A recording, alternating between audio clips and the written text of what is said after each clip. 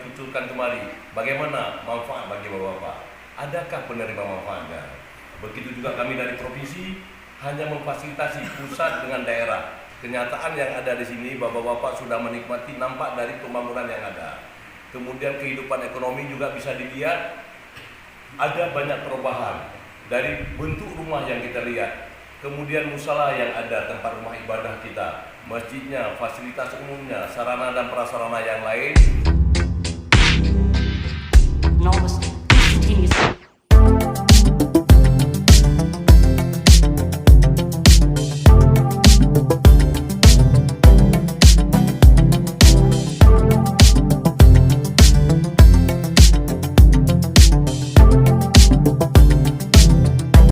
Assalamualaikum warahmatullahi wabarakatuh. Nama saya Lasimin selaku Kades Kampung Cinta Ampun.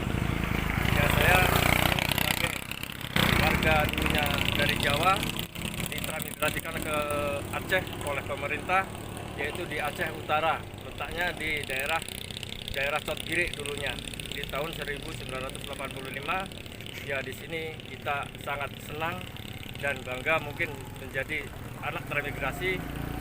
Dari tahun 1985 ini kita ada kemajuan lah dari transmigrasi ini. Mungkin dari pemerintah saya bersyukur banyak, atau tidak bisa berbuat banyak lagi. Mungkin kita ingin masyarakat kita ini lebih maju lagi, lebih sejahtera lagi. Mungkin kita butuh sedikit bantuan, yaitu masalah jalan aja. Ya mungkin yang udah kita udah stabil lah keadaan ekonomi atau pendapatannya, cuma akses jalannya agak susah sedikit lah yang kita kendala buat keluar masuknya barang-barang produksi dari kampung kita ini.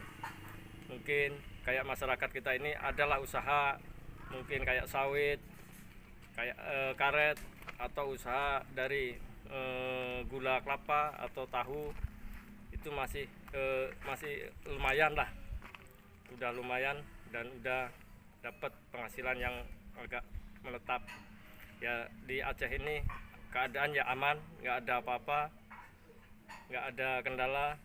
Untuk selanjutnya ya mungkin ya itu satu lagi, yaitu masalah fasilitas, yaitu jalan aja Pak, sama pembenahan sedikit masalah fasilitas kantor atau apa, itu aja Pak.